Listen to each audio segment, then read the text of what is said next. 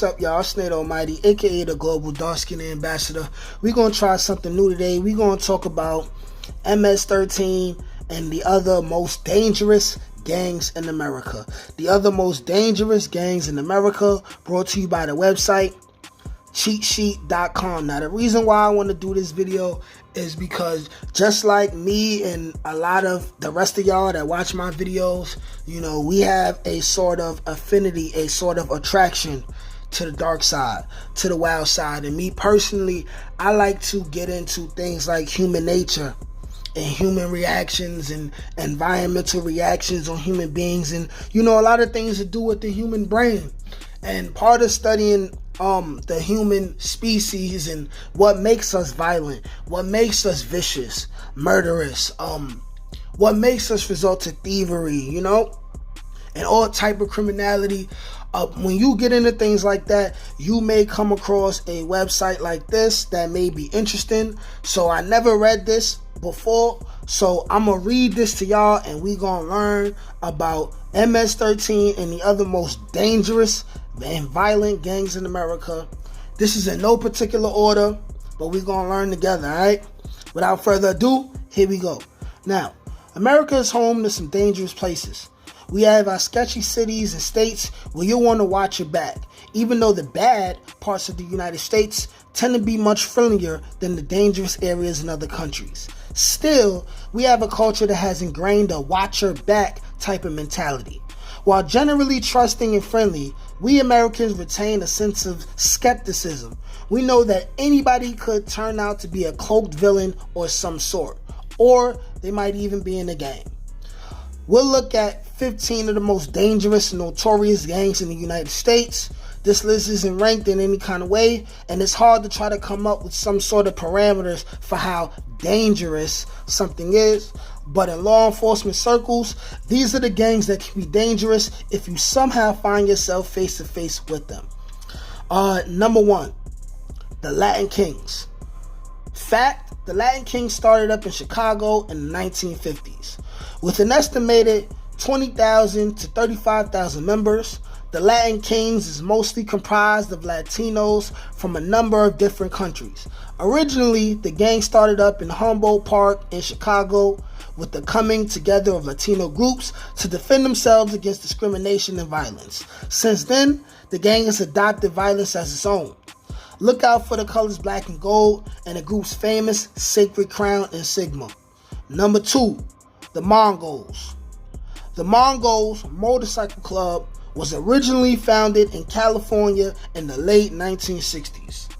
For more information on the Mongols, you can check out their official website. They have a website. You see, that's the thing, you know, sidebar, these gangs that are not like black or Hispanic, you know, like they find ways to legitimize their criminal enterprises, you know what I'm saying? That's crazy. But you can even order merch and check out chapters. They've even trademarked their own logo, which is smart, by the way. It's an outlaw motorcycle club that's a bit more privy to the law than you think.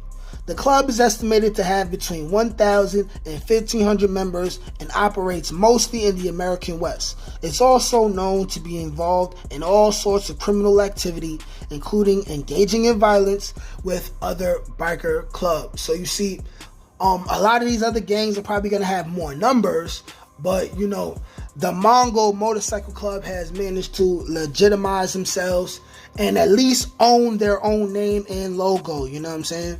Ownership, people. Number three, the 18th Street Gang.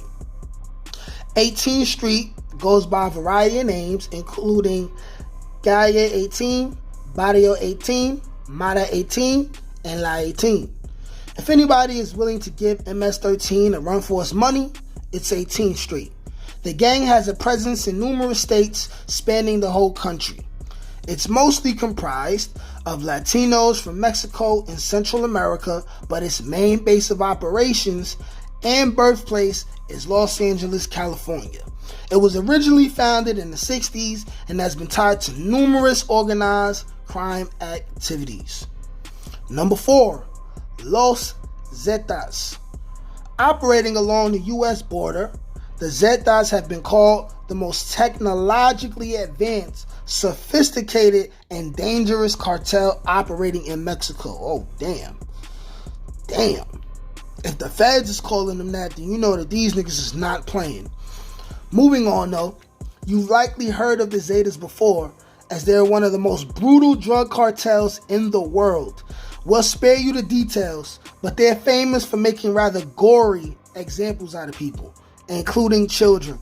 So any of us who've seen any of those pieces of footage on the internet or on Twitter of people dealing with the cartel and it's on camera, they getting their arms cut off and their balls cut off and they letting like pit bulls eat their flesh and stuff like that. That's probably the Zeta cartel, if I'm not mistaken.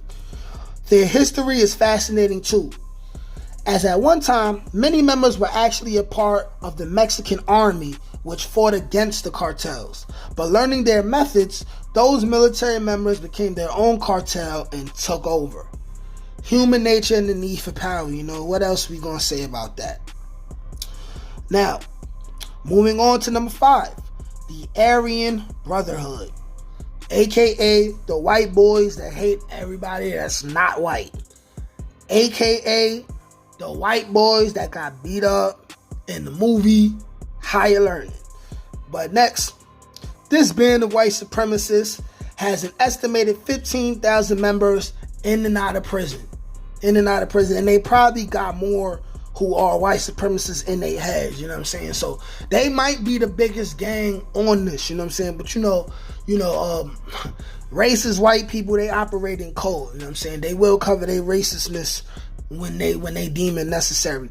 But about them, white supremacists have been in the news lately, and that includes people associated with the Aryan Brotherhood.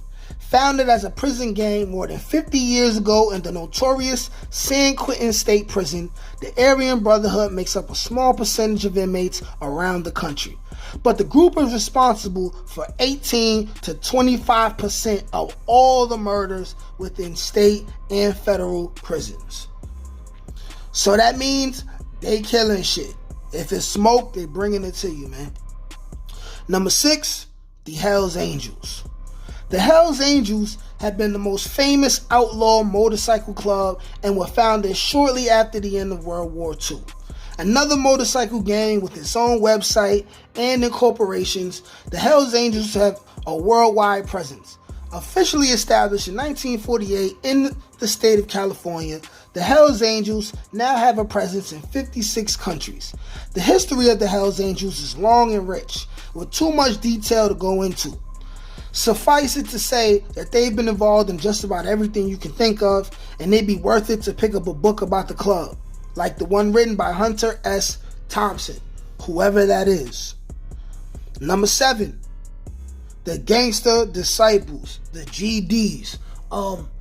Before I even get into this, I want to comment on the Gangster Disciples, the GDs, because I understand that there's been a rise within the GD gang within recent years, especially like beefing with the Wolves and stuff like that in Brooklyn. But me, I'm an uptown nigga. I'm from the Bronx, so I was never that familiar with Gangster Disciples. However, since I've been living in South Carolina, I've met many Gangster Disciples, and for the most part, I just want to salute them because it's a lot of stand-up dudes, a lot of intelligent dudes that talk about growth and development, and I'm gonna just leave it there. You know what I'm saying? Shout out to the GDs. You know what I'm saying? Shout out to the ones, you know, who show leadership and productivity and really want to help advance our people. And the Gangster Disciples are one of the more bulkier gangs with the most numbers, because there are an estimated 50,000 to 100,000 Gangster Disciples. The Gangster Disciples is actually the sum of two smaller gangs, the High Life Supreme Gangsters and the Black Disciples.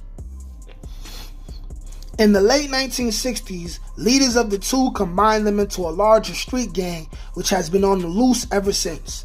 The Gangster Disciples are yet another Chicago-based gang, and though they've been relatively quiet in recent years, members still occasionally make headlines. Moving on to number 8, Vagos. The 4,000 member Vagos motorcycle club has been making waves recently. Yet another motorcycle gang, the Vagos can typically be found wearing green and causing havoc in and around the western U.S., formed in California in the mid-60s. I'm noticing a pattern here where quite a lot of the biggest gangs in America come from Los Angeles. I don't know what's in the water over there in LA, that what got people clicking up so crazy and being violent and wild, but I don't know. It's something going on over there. LA, California, Hollywood, you know what I'm saying? But let's keep going. The Vagos have since expanded around the country and even internationally. They were originally called the Psychos before a few members broke off and began calling themselves Vagos. And like the Hells Angels, many original members were former military men. Now, number 9, Trinitarios, which is a gang that I'm very, very familiar with, being that I have many war stories from Rikers Island with the Trinitarios. Half of them are racist. I'm gonna say what it is. But some of them I met, they were good dudes. I currently have no resentment towards the Trinitarios, but like I said, I'm familiar with this gang. The Trinitarios are also known as Trini. The Trinitarios are another gang like the Aryan Brotherhood that was born in prisons and has since spilled into the streets. In this case, the gang is based in New York and is mostly comprised of Dominican immigrants and their relatives. They've done it all too, from murder to rape, kidnapping, and even drug trafficking. And a score for justice, however, the group's former leader was sentenced to 19 years in prison a few years back for a racketeering conspiracy. Moving on to number 10, the Mexican Mafia. The Mexican Mafia is relatively small, but packs a powerful and frightening punch. The name is a bit misleading, as the Mexican Mafia is yet another product of the U.S. prison system. It's mostly centralized in the federal and California prison systems, but there are approximately 400 individuals in the gang punch above their weight. It was originally formed by 13 Hispanic gangsters in the late 1950s and is noticeable for its ability to form loose alliances with groups like the Aryan Brotherhood. So as you can see, the Mexican Mafia, they probably don't care too much for other groups of organizations, but when it benefits them and it suits them, they will, as bosses, compromise and make deals with other gangs. Now, moving on, number 11. Probably the most known gang in America. One of the two most known gang in America. But you see, when you say that, it's probably a racial thing. Like probably black people will say that. But it's the most popularized, one of the two most popularized black gangs in America, and that is the Bloods. At number 11, the Bloods are one of the most notorious gangs in American history. Original Blood family, or the Bloods as they're commonly known, are an LA street gang known for their distinctive hand signs and red attire. Two stupid things about gangs at all. You know what I'm saying? Hand signs and red and the color that they rocking, that's what leads to the Fed stuff.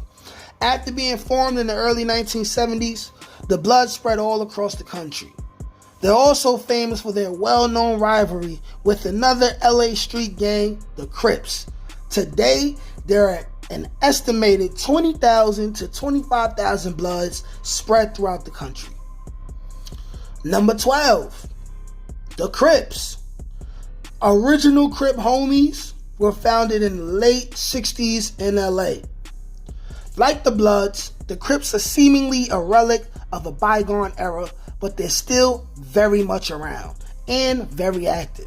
There is as many as 50,000 still combing the streets around the country, and its members have been involved in murders, racketeering, and drug trafficking.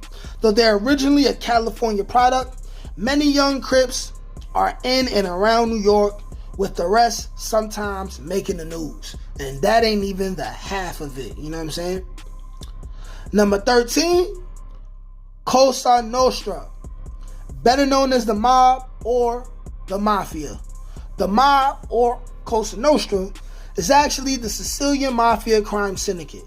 Of course, the American Mafia is an offshoot, which is what we typically think of when we discuss the mob, and is made up of Italian Americans and others. They're mostly spread around the East Coast in cities like New York, Philadelphia, and Chicago, and over the years have engaged in all sorts of criminal activity. In the United States, there are an estimated 3,000 made men, comprising the 5 families in New York and groups operating around the country. Now, we know about the mob. We know about the mob. We know about the mob. Moving on.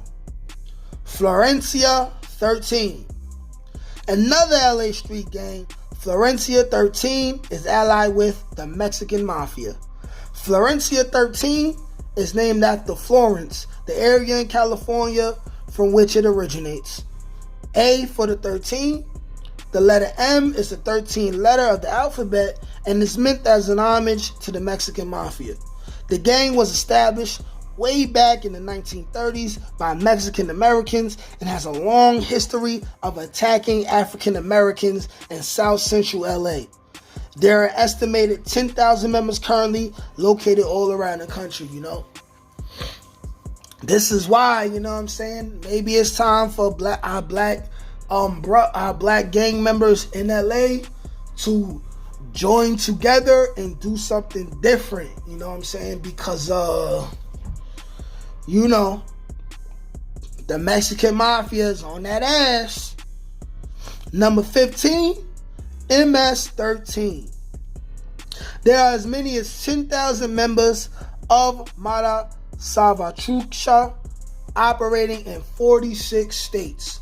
MS-13 or Mara Salvatrucha is a violent gang mostly comprised of Salvadorians. You know what? Speaking of MS-13, I have an MS-13 story, a wicked one, matter of fact, and I'm gonna get into that in a future story. But let's keep going. They're not a very old gang, but have quickly made a name for themselves due to their distinctive tattoos and brutal crime sprees. They're involved in trafficking and robberies and are known to be very, very, very violent as well.